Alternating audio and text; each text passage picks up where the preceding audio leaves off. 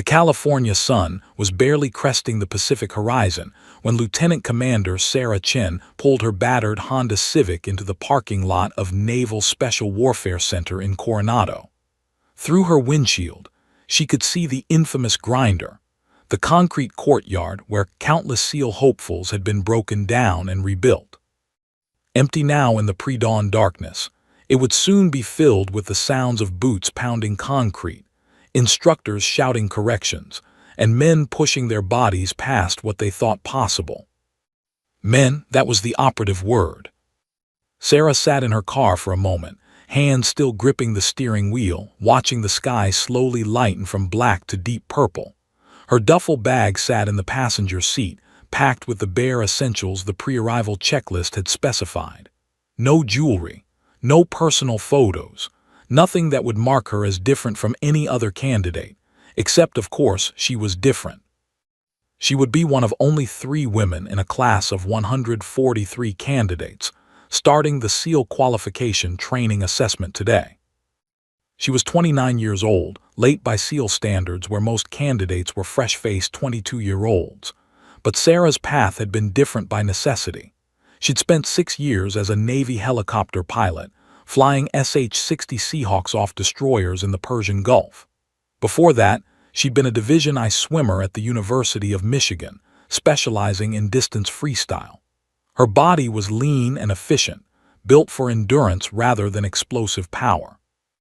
At 5'7" and 145 pounds, she knew she didn't fit the mold of the typical SEAL candidate.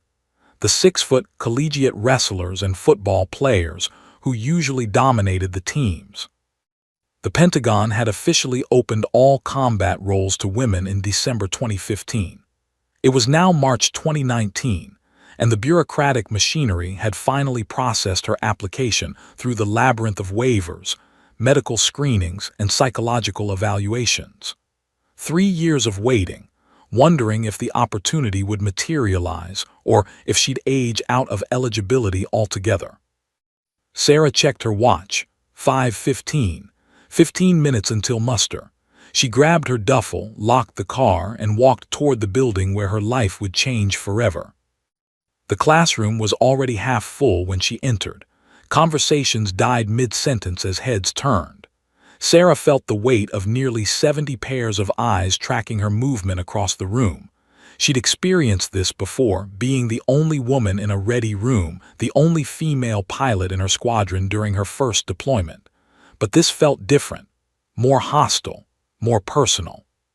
She chose a seat in the middle of the room, deliberately not hiding in the back but not presumptuous enough to sit up front.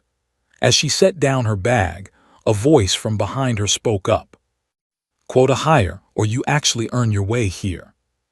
Sarah turned to see a massive man, easily 6'3" and 220 pounds of solid muscle, staring at her with undisguised contempt. His name tape read, Morrison. He had the look of a former college athlete, the kind of guy who'd been a star on campus and was struggling with the realization that everyone here had been a star somewhere. "Same way you did," Sarah replied evenly, holding his gaze. "Earned it." "We'll see about that." Morrison leaned back in his chair, arms crossed over his barrel chest. Hell Week has a funny way of sorting out who belongs and who doesn't. Before Sarah could respond, the door at the front of the room slammed open, and a wall of khaki and muscle strode in. Master Chief Petty Officer James Rodriguez, the senior instructor, was a legend in naval special warfare. 24 years in the teams, combat deployments across 3 continents, a chest full of medals that included 2 bronze stars with valor. He was compact and powerful, with eyes that seemed to see through pretense and straight into a person's core. "On your feet," Rodriguez's voice cracked like a whip. The room erupted as 143 candidates shot to attention. Rodriguez paced slowly across the front of the room, his gaze sweeping over each face. "You are not SEALs," he began, his voice lower now but no less intense. "You are not warriors, you are not special, you are candidates, nothing more. Some of you will make it through the next 6 months. Most of you will not. The question is not whether you're strong enough or fast enough or tough enough. The question is whether you want it badly enough to keep going when every fiber of your being is screaming at you to quit. He paused, and Sarah felt his eyes land on her for just a fraction of a second longer than the others. We don't care where you came from. We don't care what you did before you walked through that door. We don't care about your college stats or your PT scores or your daddy's rank. The only thing that matters is this: can you perform when it counts? Can you be trusted by the man next to you? Can you complete the mission no matter what hell you're going through personally? Rodriguez walked to the window overlooking the grinder. The SEAL teams have a saying, the only easy day was yesterday. Some of you think you know what that means. You don't. Not yet, but you will. He turned back to face them. This program will take everything you have and demand more. It will break you down to nothing and see if there's anything worth building back up. And at the end of it, most of you will be gone. That's not a threat. It's a statistical reality. Over 80% of you will not be here in 6 months. Sarah felt her jaw tighten. She'd heard the statistics. She knew the odds. But statistics were just numbers, and numbers didn't account for the fire that burned in her chest every time someone told her she couldn't do something. Muster on the grinder in 5 minutes, Rodriguez commanded. Welcome to the beginning of the rest of your lives. As the room emptied, Sarah stood and grabbed her duffel. Morrison deliberately bumped into her shoulder as he passed. You won't last a week, he muttered, just loud enough for her to hear. Sarah watched him go, then walked out into the brightening morning. The Pacific breeze carried the smell of salt water and possibility. Somewhere in the distance, she could hear the sound of waves crashing against the beach where she would soon be doing surf torture. She thought about Morrison's words, about the statistics, about the weight of expectations and the burden of breaking barriers. Then she pushed it all aside and walked toward the grinder. The only easy day was yesterday, and Sarah Chen had never been afraid of hard days. Hell Week arrived like a freight train in the darkness. It was Sunday night, 2300 hours, when the instructors descended on the barracks with explosive simulators, bullhorns, and fire hoses. Sarah was ripped from a shallow sleep by the concussive blast of pyrotechnics and the ice-cold shock of water flooding her bunk. Around her, men scrambled in confusion, shouting over the chaos. She rolled out of bed, already reaching for her boots. Get on the grinder, now, now, now. The next 5.5 days blurred into an endless cycle of pain and exhaustion. Sarah discovered that Hell Week wasn't designed to test physical strength. It was engineered to test the mind's ability to function when the body was screaming for mercy. The first night, they ran miles down the beach in full uniform, then waded into the 60-degree Pacific Ocean and linked arms as waves crashed over their heads. Her teeth chattered so violently she thought they might crack. Instructors circled them like sharks, singling out candidates who looked ready to break. Chen, you cold.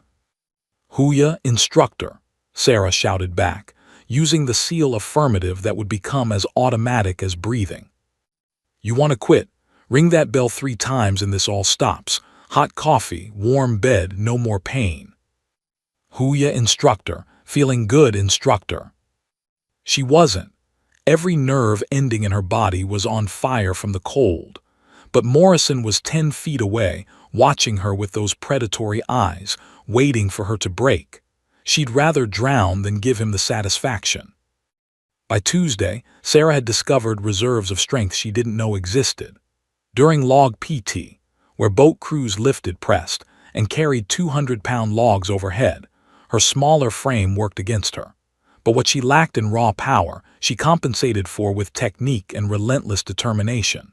While bigger men muscled through exercises with brute force, Sarah focused on efficiency, finding leverage points and maintaining perfect form even as her muscles screamed. Chen, your boat crew's log is sagging on the left side. She adjusted her grip, driving upward with her legs, and the log leveled out. The man next to her, a former college wrestler named Rodriguez, no relation to the Master Chief, nodded appreciation. Good adjustment, he grunted. Not everyone was supportive.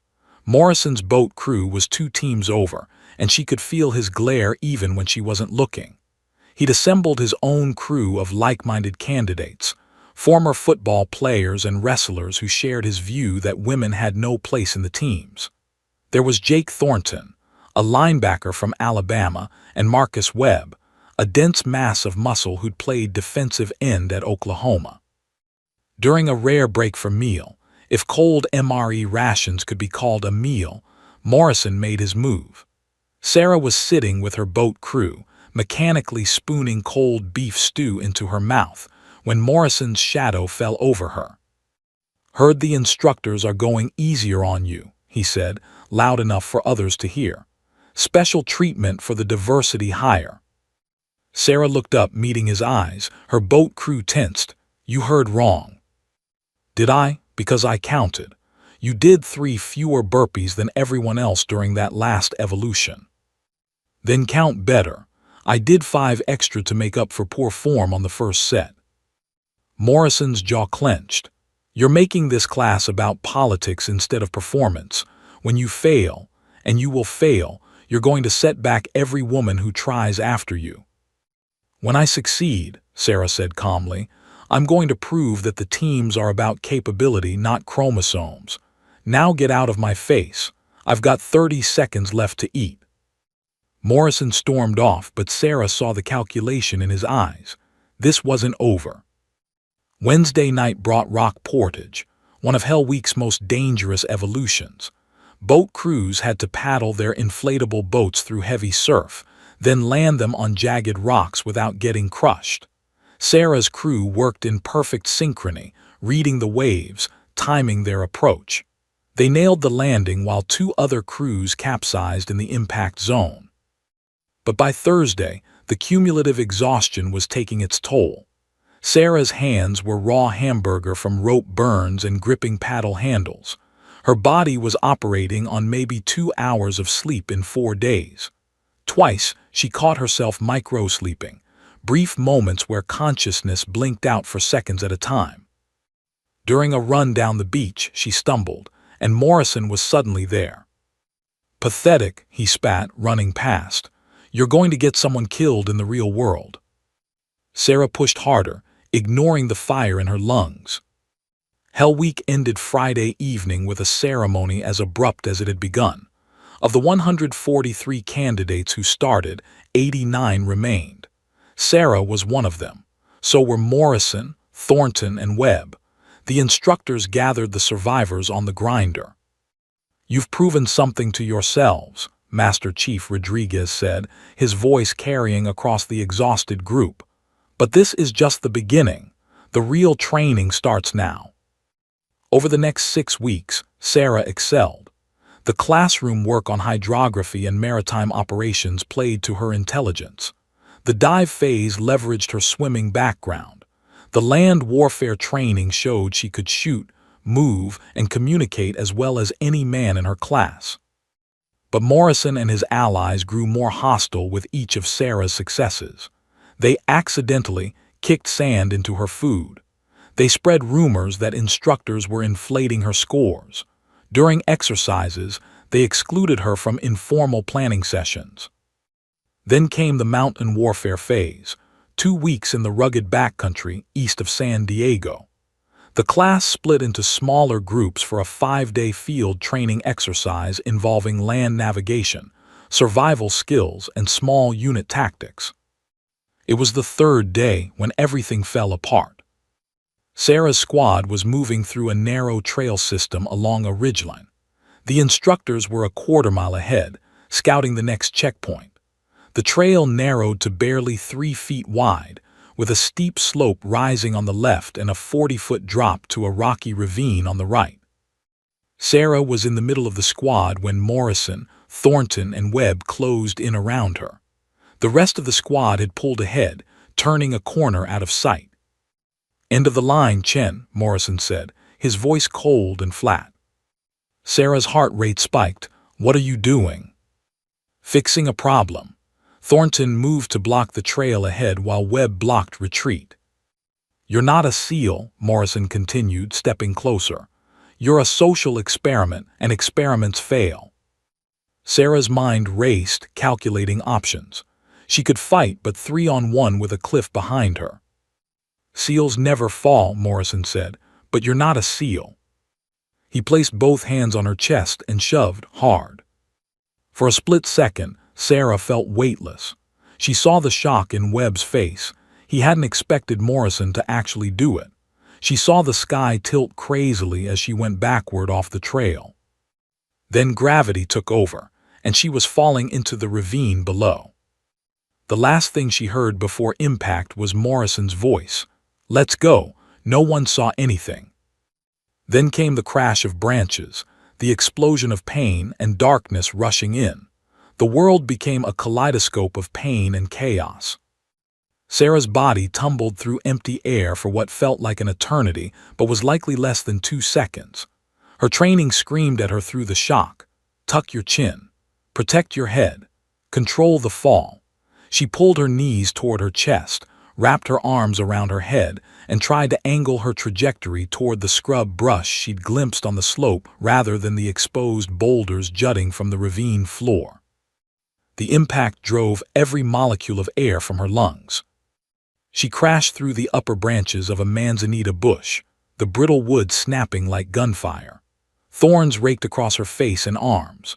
Her right shoulder smashed into something solid, a rock embedded in the hillside, and she felt the joint separate with a wet pop that made her stomach lurch. She kept tumbling, cartwheeling down the steep embankment, bouncing off rocks and dirt, until her body finally wedged between 2 large boulders 30 feet below the trail. For several seconds, Sarah couldn't breathe. Her diaphragm had seized from the impact, locked in a spasm that made her chest feel like it was trapped in a vice. She opened her mouth in a silent scream, her body convulsing as it fought for oxygen. Black spots danced across her vision. "Breathe, you have to breathe." Finally, with a painful gasp, air rushed back into her lungs. She sucked in breath after breath, each one feeling like knives in her chest. Broken ribs, definitely. At least 2, maybe 3. Sarah lay perfectly still, wedged in her crevice between the boulders, staring up at the strip of sky visible through the brush above. She could hear voices on the trail, distant, muffled. "Just go, man. No one's around." "Jesus Christ, Derek, you actually." "Shut up and move. Training accident. She lost her footing, that's the story." The voices faded as boots crunched away on the trail above. Sarah closed her eyes and took inventory of her body, the way they'd trained her in survival school. The assessment was brutal. Right shoulder, dislocated. The joint hung wrong, and every tiny movement sent lightning bolts of agony down her arm. She could see the unnatural bulge where the humeral head had popped out of the socket. Ribs, at least 2 cracked, possibly more. Each breath was a struggle, and she could feel a grinding sensation that made her nauseated. Head pounding like a drum. Concussion, certainly. When she opened her eyes, the world tilted sickeningly to the left. Left leg, deep gash across the thigh, bleeding steadily but not arterially. She could still move it. Arms and face, covered in lacerations from the thorns and branches. Nothing life-threatening, but she was losing blood from multiple wounds. Sarah tasted copper and realized she'd bitten through her lip during the fall. She spat blood onto the rocks beside her. The rational part of her brain, the part that had been through survival training, the part that knew military protocols, was already formulating the plan. She had an emergency beacon in her cargo pocket. One press of the button and rescue would come. SAR helicopter within 30 minutes. Medical evacuation. Investigation. Morrison and his accomplices would face consequences. She could end this right now. Her hand actually moved toward the pocket before she stopped herself. Sarah stared at that strip of sky, visible through the scrub brush, and felt something dark and fierce rise up inside her. She thought about Morrison's face, the contempt in his eyes, the satisfaction in his voice. "You're not a SEAL." She thought about the bell, the brass bell that hung on the grinder back at Coronado, the one that candidates rang 3 times when they quit. She'd walked past that bell every day, had seen grown men, tough, capable men, walk up to it with tears streaming down their faces and ring it. There was no shame in it. Hell Week broke everyone eventually. The question was just when. Morrison wanted her to ring that bell. Maybe not literally, but spiritually. He'd pushed her off a cliff because he wanted her to quit, to disappear, to prove his worldview that women didn't belong in the teams. And if she pressed that beacon, if she called for rescue, she might as well be ringing that bell. She'd be medevaced out. Medical discharge. The investigation would grind forward, but she'd be gone, just another candidate who didn't make it. Morrison and his friends would face some punishment, sure, but they'd also get exactly what they wanted, her out of the program. The thought made her physically ill. No. The word formed in her mind with absolute clarity. No, not like this, not because of him. Sarah opened her eyes and looked around her prison of rock and brush. She was 30 feet below the trail, wedged in a ravine on a mountainside in the California backcountry. She had a dislocated shoulder, broken ribs, a concussion, and was bleeding from multiple wounds. The training exercise would conclude at a rendezvous point approximately 3 miles east of here. The instructors wouldn't notice her absence for at least another hour, maybe 2. She had maybe 3 hours of daylight left. 3 hours to do something impossible. Sarah's good hand reached up and gripped the edge of the boulder above her. Pain exploded through her body as she pulled herself upright. The world spun violently, and she had to close her eyes and breathe through waves of nausea. When she opened them again, she assessed her route.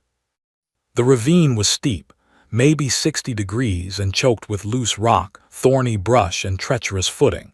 With 2 good arms, proper equipment, and no injuries, it would be a challenging scramble. In her current condition, it should be impossible. Should be. Sarah looked down at her right arm, hanging useless at her side. She'd seen shoulders relocated in medical training. It required another person and proper technique. Doing it yourself was nearly impossible and extraordinarily painful. She wedged her back against one boulder and her feet against another, creating a stable base. Then she gripped her right wrist with her left hand, took 3 deep breaths, and pulled. The scream that ripped from her throat echoed off the ravine walls. Birds exploded from nearby trees. For a moment, the pain was so intense that her vision whited out completely. But she felt the joint slip back into place with a grinding crunch. Sarah slumped against the rock, gasping, tears streaming down her face. But her arm worked now. Sort of. The shoulder screamed in protest with any movement, but it was functional. She tore a strip from her already shredded shirt and fashioned a crude sling, immobilizing the arm against her chest. Then she tore another strip and tied it around the gash on her thigh, applying pressure to slow the bleeding. The sun was already sinking lower on the horizon. Sarah planted her left hand on the boulder above her, found purchase with her right boot, and began to climb. Every movement was agony. Every breath sent knives through her ribs. The concussion made her depth perception unreliable. Twice she reached for handholds that were inches farther away than they appeared. Loose rocks skittered beneath her boots, threatening to send her tumbling back down. But she climbed. Seals never fall, Morrison had said. You're wrong, Sarah thought, pulling herself up another foot. Seals fall, but they get back up. The first hour was the hardest. Sarah's world had contracted to a radius of 3 feet. The next handhold, the next foothold, the next breath. Her right shoulder throbbed with each movement despite being relocated, the joint swollen and unstable. Every breath sent sharp pains through her ribcage, and she'd learned to take shallow sips of air to minimize the grinding sensation of broken bone. The ravine was a treacherous maze of loose shale, thorny manzanita bushes, and weathered sandstone that crumbled under her weight. She climbed at an agonizingly slow pace, testing each handhold before committing her weight, using techniques she'd learned in mountain warfare training but had never imagined employing like this. 15 feet up from her landing point, Sarah's left boot slipped on a patch of loose gravel. Her body swung outward, and for a terrifying moment she hung by one hand, her injured shoulder screaming as muscles tried to compensate. Her boot scrambled against the rock face, finally finding purchase on a small ledge. She pressed her forehead against the cool stone, breathing hard, tasting blood and dirt. "Keep moving, the sun's dropping." She looked up. The trail was still a good 25 feet above her, a thin ribbon of packed earth cutting across the mountainside. It might as well have been a mile.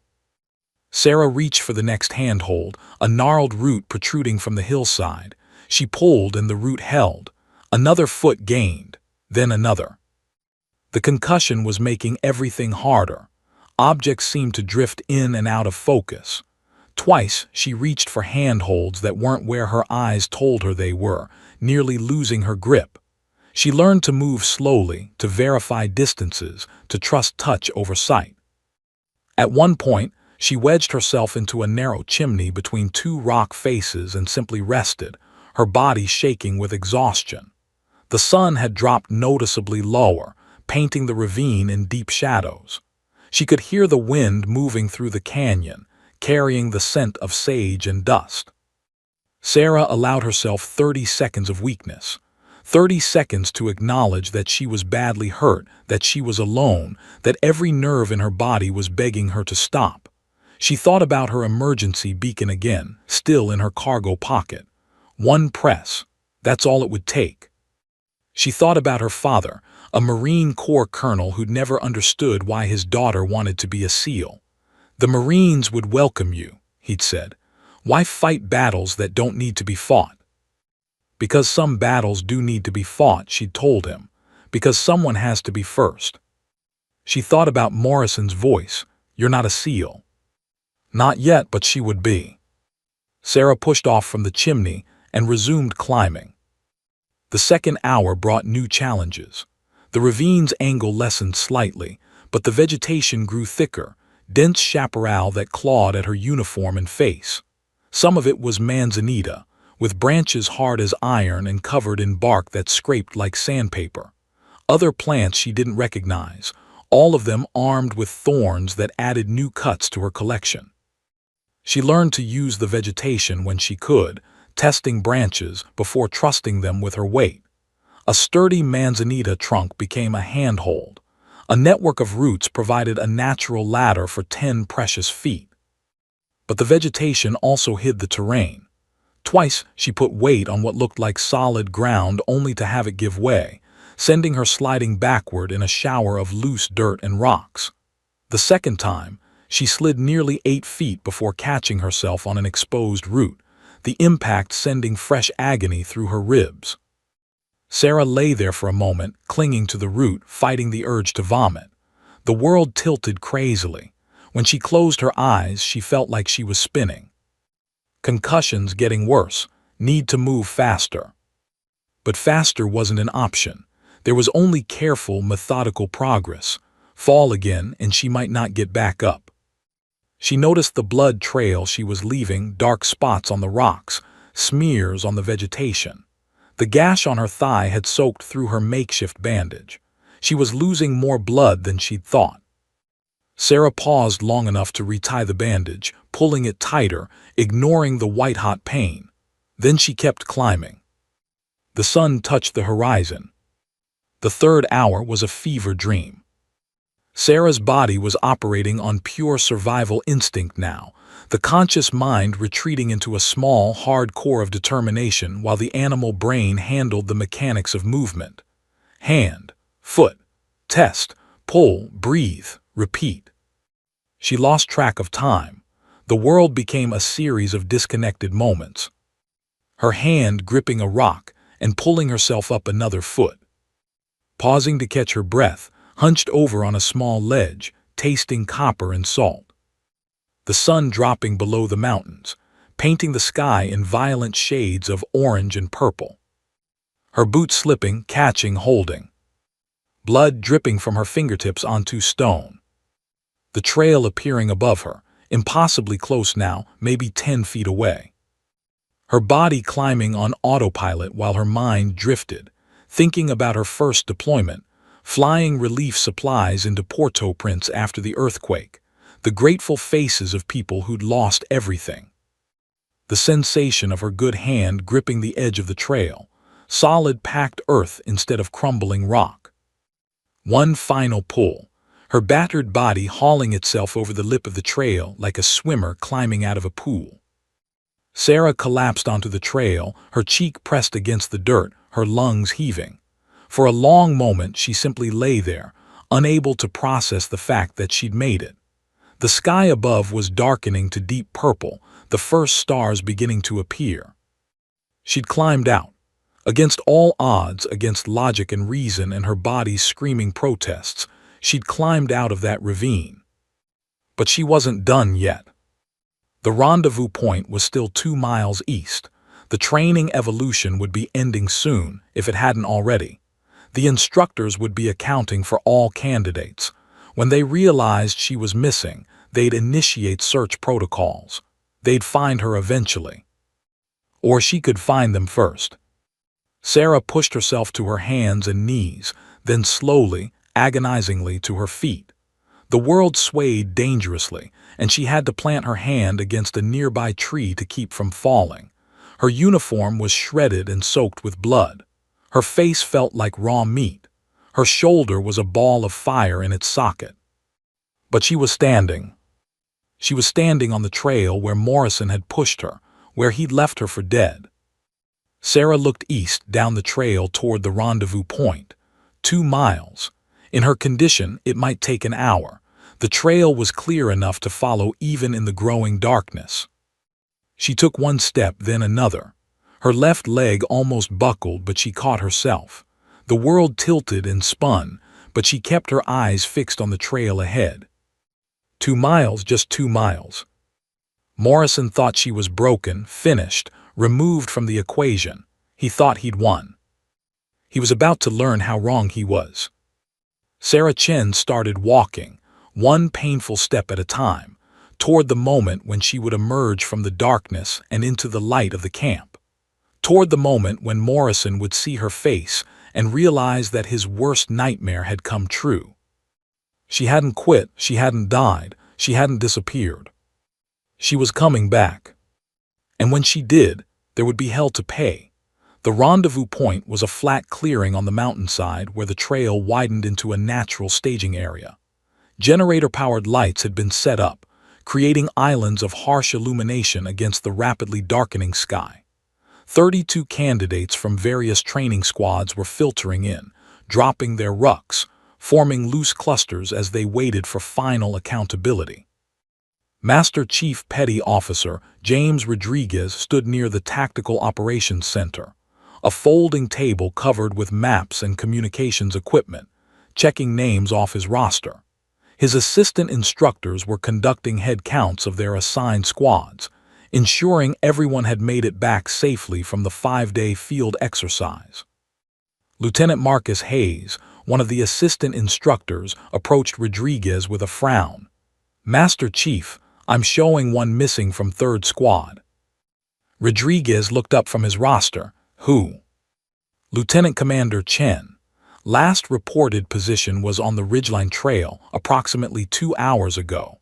Her squad leader says she was in the middle of the formation during movement. Then when they reached Checkpoint Delta, she wasn't there." Rodriguez's jaw tightened. A missing candidate in the backcountry after dark was every instructor's nightmare. How long since anyone saw her? "Squad leader says at least 90 minutes, maybe more." "Jesus," Rodriguez grabbed his radio. "All instructors, we have a missing candidate. Chen, Sarah, Lieutenant Commander.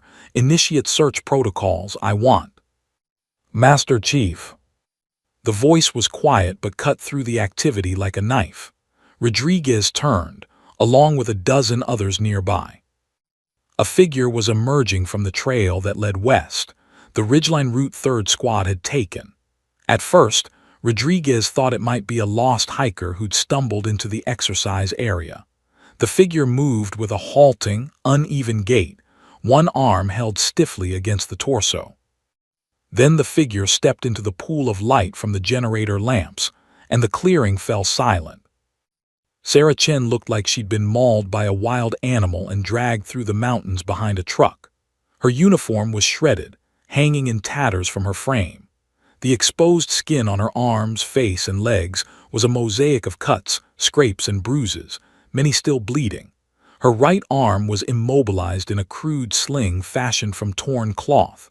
Dried blood covered the lower half of her face, and fresh blood seeped from a gash on her thigh.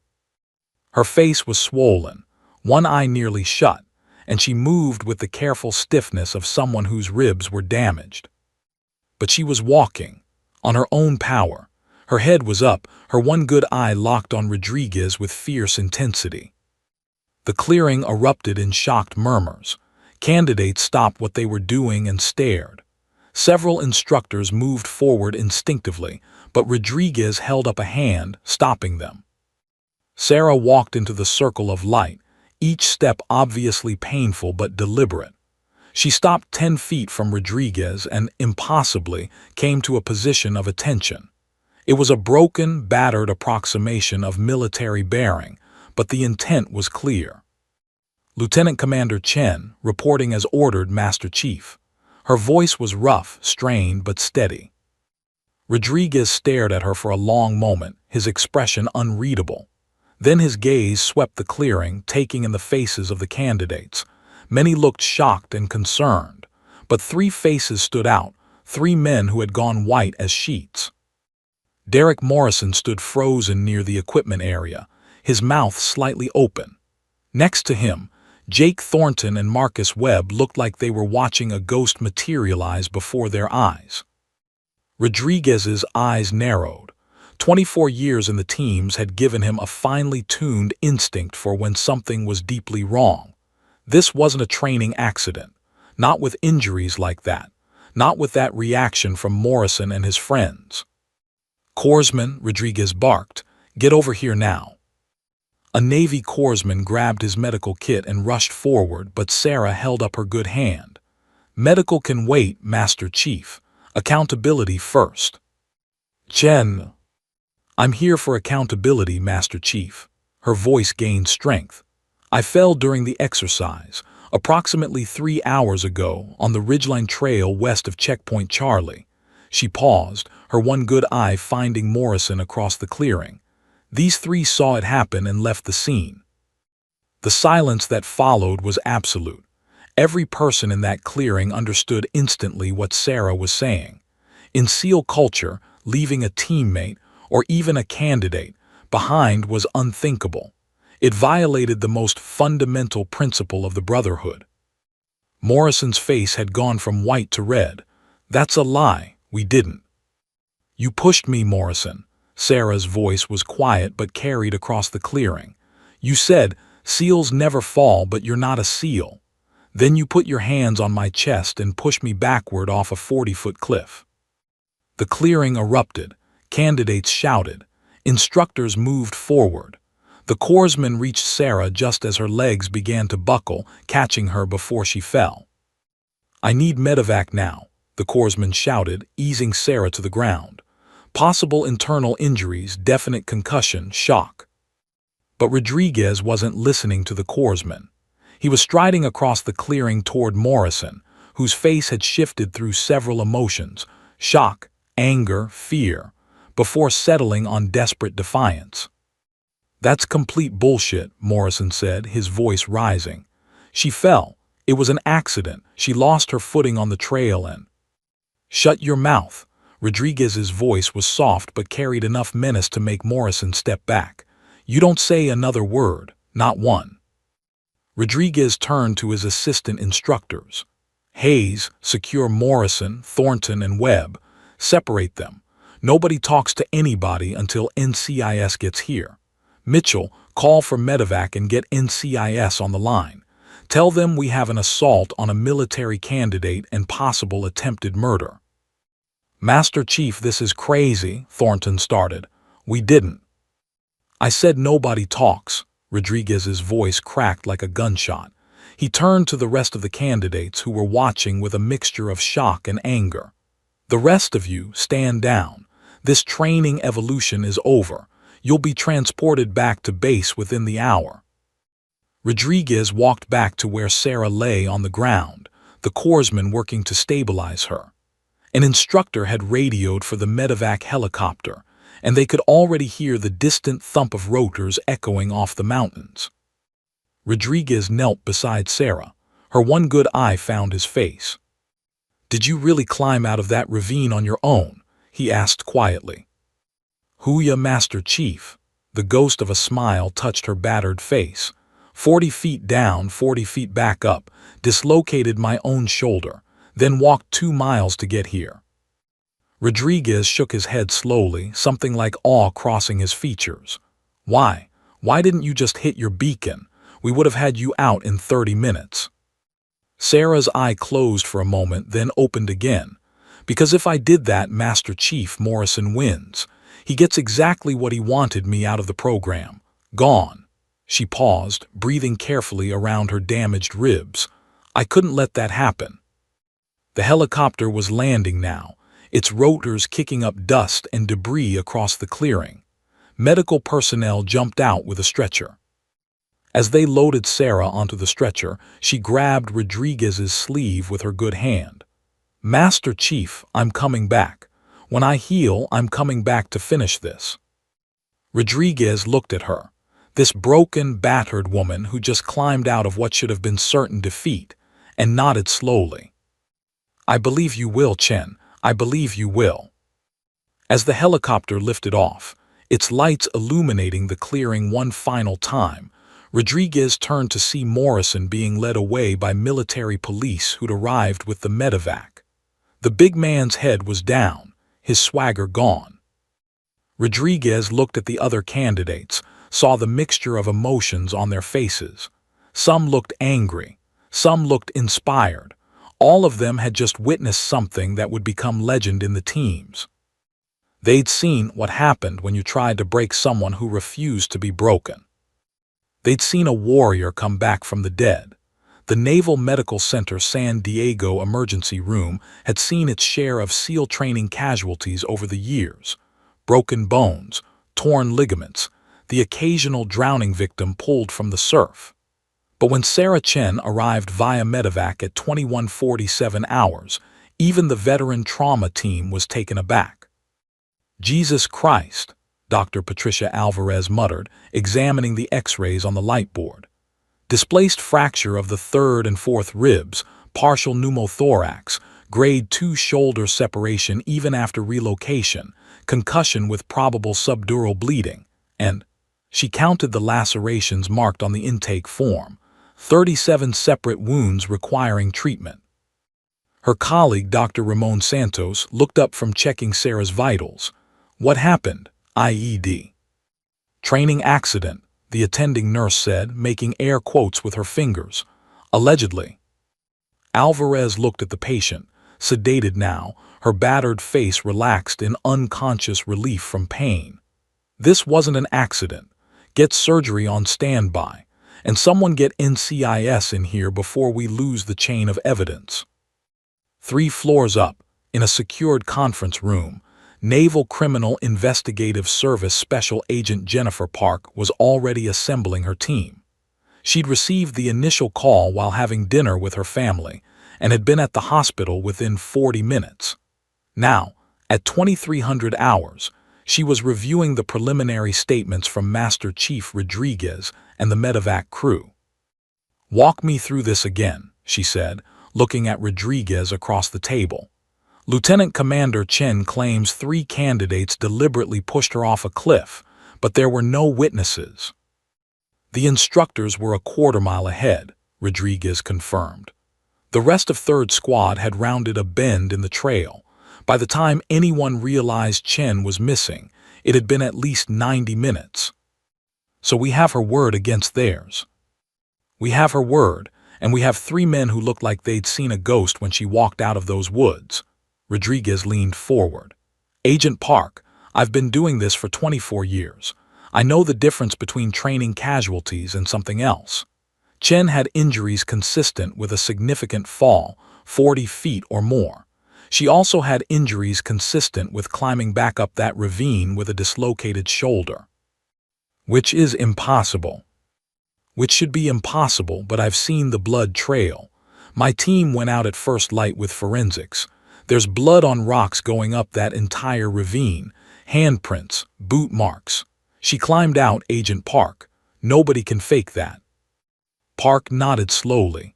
I'm going to need to interview the 3 suspects separately. Where are they now? Confined to quarters at the base, under guard. They've been separated since last night. No contact with each other or anyone else. Good, let's keep it that way. The interviews began at 800 the next morning. Jake Thornton was first. The former Alabama linebacker sat ramrod straight in the interview chair, his hands folded on the metal table. But Park noticed the tremor in his fingers, the way his eyes kept darting to the door. Tell me what happened on the trail, Park said, her voice neutral. I already gave my statement. I'd like to hear it again. Thornton swallowed hard. We were moving to checkpoint Delta. Chen was in the formation. When we got to the checkpoint, she wasn't there anymore. That's all I know. Park slid a photograph across the table. A shot of Sarah in the emergency room, her face swollen and cut, blood everywhere. Thornton flinched. This is what happens when someone falls 40 feet onto rocks, Park said quietly. The doctors say she also dislocated her own shoulder, then climbed out of that ravine by herself. Do you know what kind of person does that, Mr. Thornton? What kind of motivation that takes? Thornton stared at the photo, his face going pale. She's going to testify, Park continued. And when she does, she's going to tell the truth about what happened on that trail. The question is, are you going to sit here and lie to a federal agent, adding perjury and obstruction to assault charges? Or are you going to tell me what really happened? The silence stretched for 30 seconds. Then Thornton's shoulders slumped. I didn't know he was actually going to do it, he said, his voice barely above a whisper. Morrison had been talking shit for weeks about Chen, about how she didn't belong, how she was going to get someone killed, but I thought it was just talk. He looked up at Park, his eyes wet. We were on the trail. Morrison blocked her path. He said something about seals never falling, then he pushed her. I saw her go over. I heard her hit the rocks. And you did nothing. Morrison said we had to move. He said it was an accident, that she'd lost her footing. He said if we reported it, we'd all be kicked out for horseplay. Webb and we just followed him. Thornton put his head in his hands. Oh God, we left her there. We left her to die. Write it all down, Park said, sliding a legal pad across the table. Everything, times, exact words, all of it. Marcus Webb broke even faster. The former Oklahoma defensive lineman took one look at the photos of Sarah's injuries and started crying. His statement corroborated Thornton's account in every detail. He even added that Morrison had seemed pleased afterward, confident that Chen was finished. Morrison himself was a different story. Derek Morrison sat in the interview room with his arms crossed, his jaw set in defiant anger. He'd requested a lawyer, which was his right, but the lawyer had advised him to cooperate. Morrison ignored that advice. This is a witch hunt, he said flatly. Chen fell. It was an accident during training, end of story. Park laid out the statements from Thornton and Webb. Your accomplices have already confessed. They've given detailed accounts of what happened. They've described how you pushed Lieutenant Commander Chen off that cliff, then ordered them to leave the scene. Morrison's face remained stony, but Park saw the flicker of fear in his eyes. Your buddies are cooperating with the investigation, Park continued. They're showing remorse, taking responsibility. You know what that means. When this goes to court-martial, and it will go to court-martial, the judge is going to see 2 men who made a terrible mistake and are owning it. Then they're going to see you, still lying, still defiant, still showing no remorse for nearly killing a fellow service member. She doesn't belong in the teams, Morrison said, his voice low and venomous. This is what happens when political correctness overrides common sense. She's a liability. She'll get real operators killed in the field. She climbed out of a 40-foot ravine with a dislocated shoulder and broken ribs, Park said. Then she walked 2 miles to report what you did. While you were standing around camp thinking you'd gotten away with murder, she was proving she's tougher than you'll ever be. Morrison lunged across the table. Military police officers had him restrained in seconds, slamming him back into his chair. "You're done, Morrison," Park said, gathering her files. "Assault, reckless endangerment, dereliction of duty, conduct unbecoming. You're looking at years in military prison and a dishonorable discharge. Your career is over. Your reputation is destroyed. And Lieutenant Commander Chen, she's going to recover, come back, and earn that trident you'll never have." As Morrison was led away in handcuffs, Park returned to her office and compiled the evidence.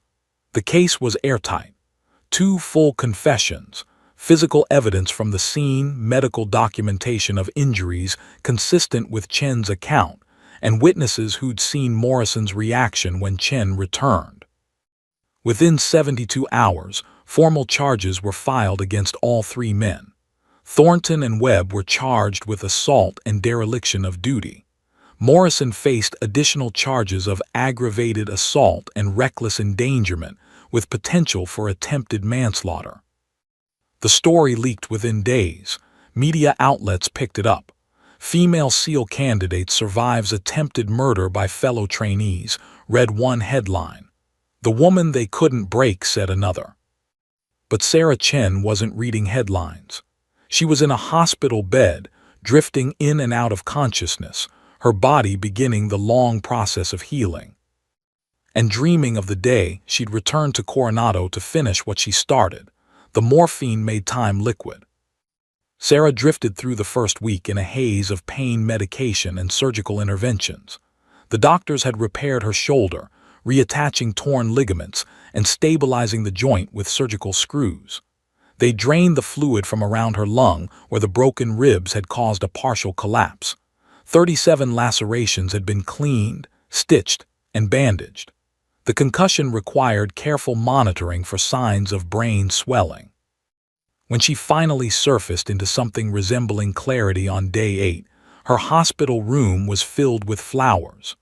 Arrangements covered every flat surface, from fellow officers in her old squadron, from SEAL instructors she'd trained with, from people she'd never met who'd read about her in the news.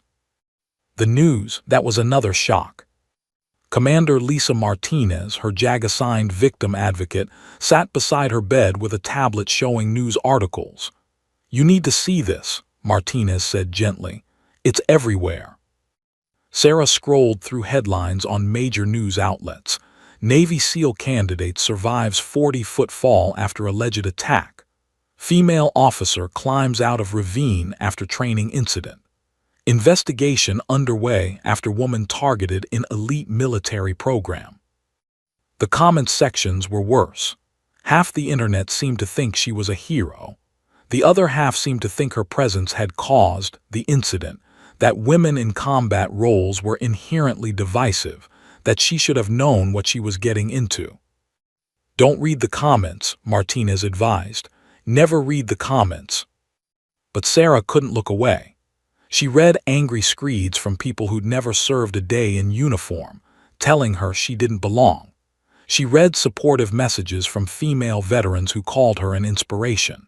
She read pseudo-intellectual analyses of unit cohesion and military effectiveness that somehow concluded her attempted murder was a predictable outcome. She closed the tablet and stared at the ceiling. Vice Admiral Robert Chambers visited on day 10. He was the commander of Naval Special Warfare Command, the man at the top of the SEAL hierarchy. He arrived without fanfare, dismissed the nurses, and sat in the chair beside Sarah's bed. "How are you feeling, Commander?" "Like I fell off a cliff, sir." A ghost of a smile touched Chambers' face. "The doctors tell me you'll make a full recovery, 6 weeks, maybe 8. "That's the plan, sir." Chambers was quiet for a moment, studying her. "I've read the NCIS report. All 3 men have been charged. Morrison is looking at significant prison time. The other two will likely face reduction in rank, time in the brig, and bad conduct discharges.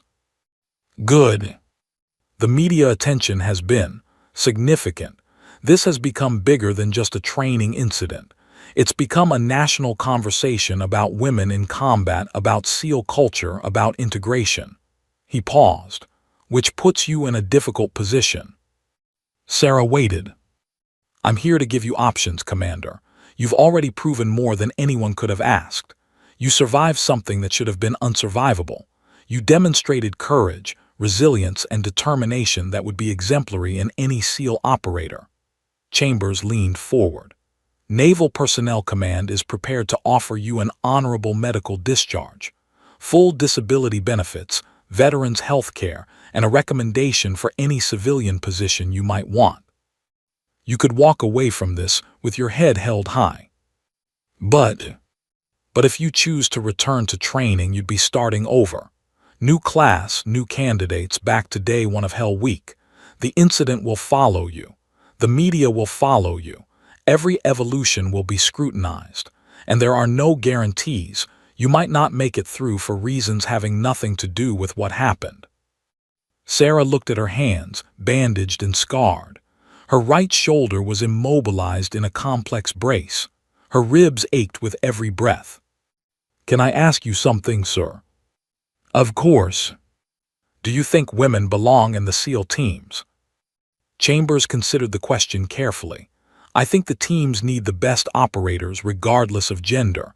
I think if someone can meet the standards, the real standards, not modified ones, then they've earned their place. He met her eyes. What Morrison did was unforgivable, but he was one man, Commander. Don't let him define your entire experience or your decision. After Chambers left, Sarah lay in the darkness of her hospital room and thought about the 12-year-old girl she'd been. She'd been watching CNN with her father when the news broke about the raid that killed Osama bin Laden, SEAL Team 6. The reporter had used words like elite, lethal, America's best warriors.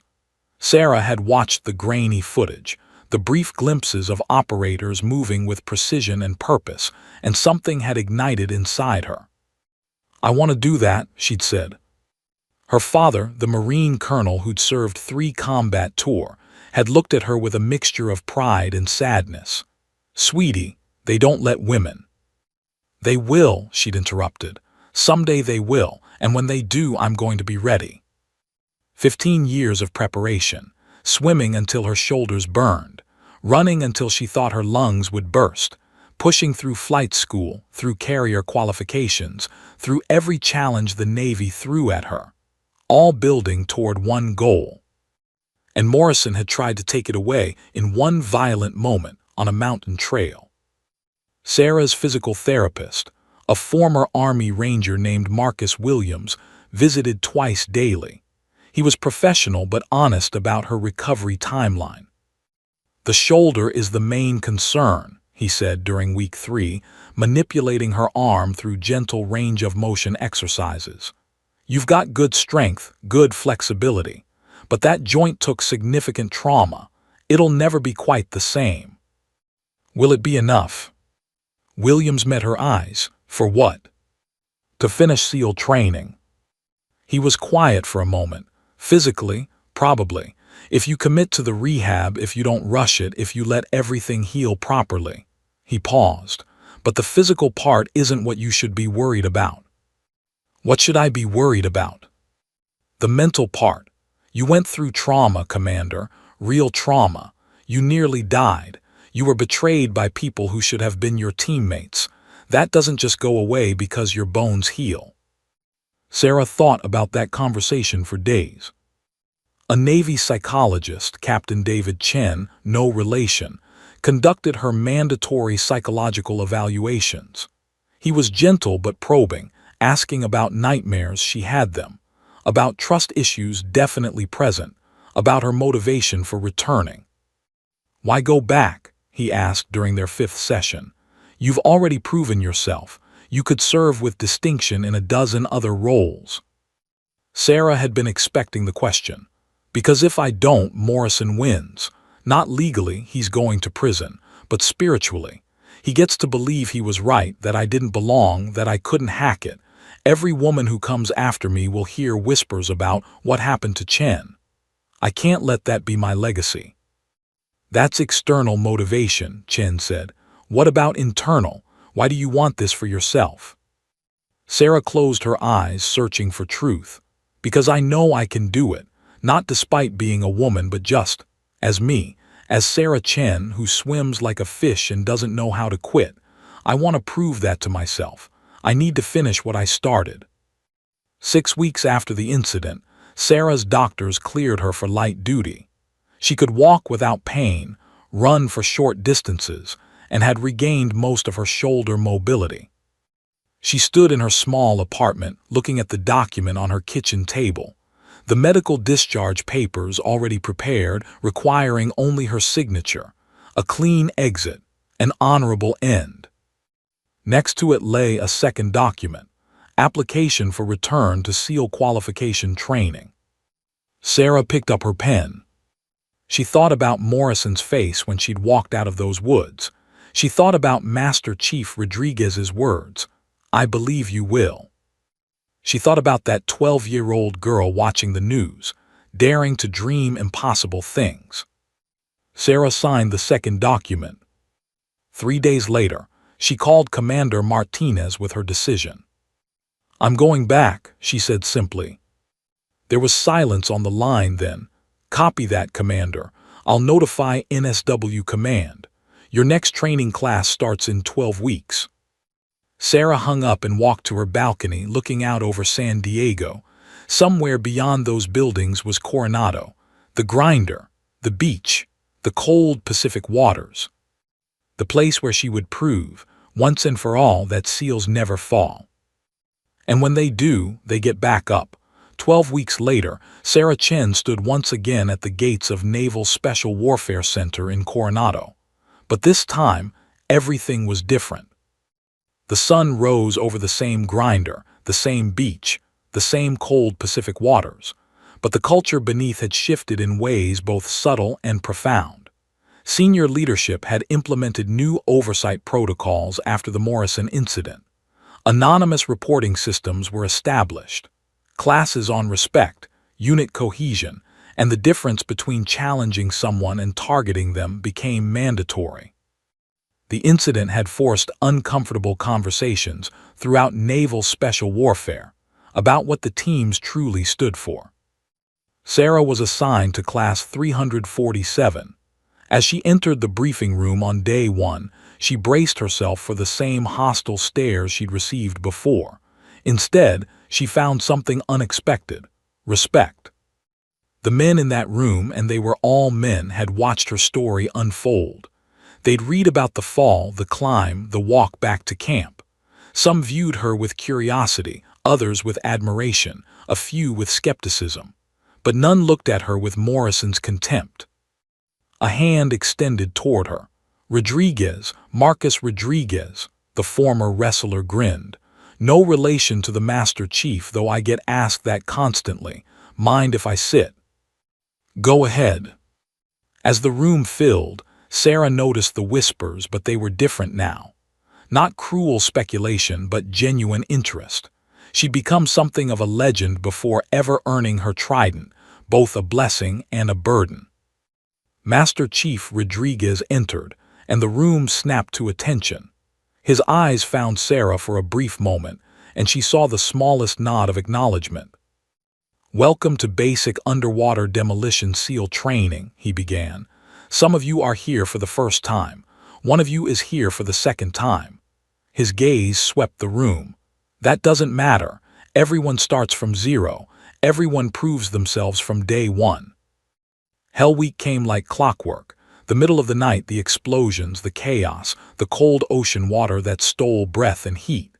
But this time, Sarah knew what to expect. The physical challenges were no less brutal, but she'd learned to manage the mental game. When her body screamed for rest, she'd think about lying in that ravine, wondering if she'd survive.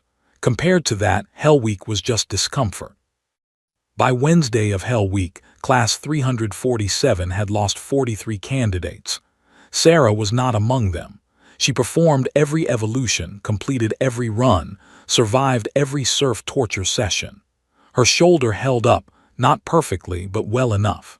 She'd learned to compensate, to use technique and determination where raw strength fell short.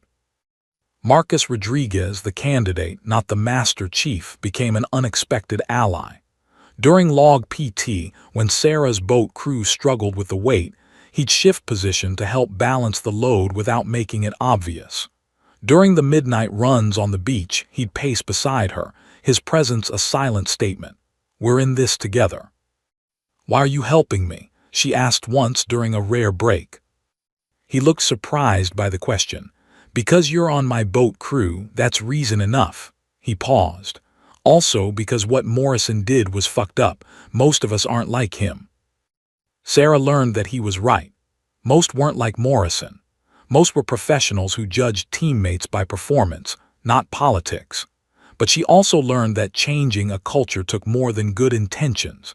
It required constant vigilance, calling out small infractions before they became big ones, and leadership willing to enforce standards of respect as rigorously as standards of performance. 6 months into training during the land warfare phase, Sarah's class returned to the mountains for field exercises. When they reached the ridgeline trail where she'd fallen, Sarah paused. The ravine looked somehow smaller in daylight, less dramatic. But when she closed her eyes, she could still feel the sensation of falling, the impact, the climb back up. "You okay?" Marcus asked quietly. "Yeah," Sarah said. "Just paying respects to a younger, stupider version of myself who thought she had something to prove. And now I know I don't need to prove anything to anyone except myself." They moved on. The trial of Derek Morrison took place in his absence. Sarah was deep in training and provided her testimony via video deposition. Morrison was found guilty of aggravated assault and reckless endangerment. The military judge sentenced him to 5 years in the United States disciplinary barracks at Fort Leavenworth, reduction to E1, and a dishonorable discharge. Jake Thornton and Marcus Webb received lesser sentences, 18 months each, bad conduct discharges, and reduction in rank. Sarah watched Morrison's sentencing on a laptop in the training compound. When the judge read the verdict, she felt nothing. No satisfaction, no vindication, just a quiet sense of closure. Morrison had already lost everything that mattered to him.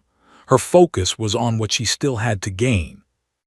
18 months after beginning her second attempt at Bud S., Sarah Chen stood in formation with 23 other graduates. Class 347 had started with 143 candidates. 24 remained. Sarah was one of them. The graduation ceremony was held on the grinder at 1400 hours on a brilliant California afternoon. Families filled the bleachers. Senior officers sat in places of honor. The media was there too, cameras and reporters positioned at a respectful distance. Vice Admiral Chambers personally presented the Naval Special Warfare insignia, the SEAL Trident, to each graduate. When he reached Sarah, he paused. "Congratulations, Lieutenant Commander Chen," he said, pinning the gold trident to her uniform. "You've earned this." Sarah saluted. "Thank you, sir." But the words that mattered most came after the ceremony, when Master Chief Rodriguez approached her as she stood looking out at the Pacific. "Hell of a journey," he said. It was. Sarah touched the trident on her chest. The metal was still warm from Chambers' hands. "You know what you've done, don't you? You've opened a door. Other women will follow now. They'll have an easier path because you walked it first." Sarah thought about that 12-year-old girl watching the news, dreaming impossible dreams. "Good," she said simply. "That's exactly what I wanted." Rodriguez extended his hand. "Welcome to the teams, Chen." She shook it. "Huya, Master Chief." 4 years later, Sarah was deployed with a SEAL team on a classified operation in the Middle East. The specifics remained secret, but she performed her duties with the same determination that had carried her through that ravine. Her teammates trusted her. She trusted them. That was all that mattered. Sometimes, late at night in whatever forward operating base she called home, Sarah would run her fingers over the scars on her shoulder, the ones from the fall, the ones from the climb, physical reminders of the day someone had tried to break her and failed. The story of her survival became part of SEAL training lore. Instructors told new candidates about the woman who fell 40 feet and climbed back out, not as a cautionary tale, but as an example of what the human spirit could endure when it refused to surrender. SEALs never fall, the saying went. But Sarah Chen had learned a deeper truth. Everyone falls. The question isn't whether you fall, it's whether you get back up. Whether you keep climbing when every muscle screams for you to stop. Whether you walk back into the fire when it would be easier to stay in the dark. Years after graduation, a young woman approached Sarah after a recruiting event. She was 19, athletic, eyes bright with ambition and dreams. "Ma'am, I want to be a SEAL," the young woman said. "My recruiter says I should consider other rates, that it's too hard, but I've been training for this since I was 15. Sarah saw herself in that young woman's face. The determination, the fire, the refusal to accept limitations. "It is hard," Sarah said honestly. "The hardest thing you'll ever do. People will doubt you. Some will actively try to stop you. You'll face challenges that seem impossible." The young woman's face fell slightly. But Sarah continued, "Impossible just means no one's done it yet, and someone has to be first. Why not you?" The young woman smiled. "Why not me?" "Exactly." Sarah touched the trident on her uniform. "When you get to Coronado, not if, when, remember this, SEALs never fall, and when they do, they get back up." The young woman straightened, determination flooding back into her eyes. "Hoo-ya, ma'am." Sarah watched her walk away, shoulders square, stride confident, ready to chase her own impossible dream. And she smiled. Because Derek Morrison had been wrong about everything. He'd thought pushing her off that cliff would end her story. Instead, he'd just written the beginning of a new chapter, not just for Sarah, but for every woman who would come after her. The only easy day was yesterday. And Sarah Chen had never been afraid of hard days. The end. Ma come lo faccio?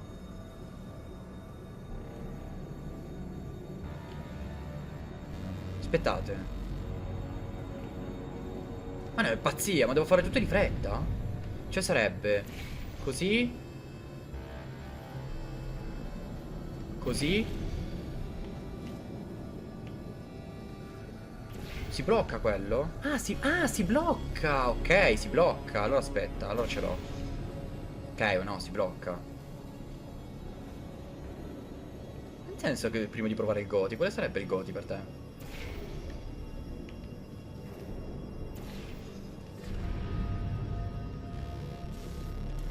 Ok. Adesso. Uno là. Uno là.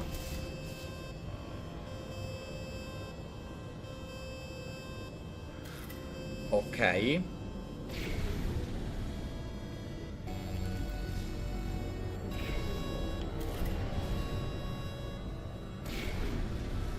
Questa è una bastardata però, Questo mi piace un pochino di meno.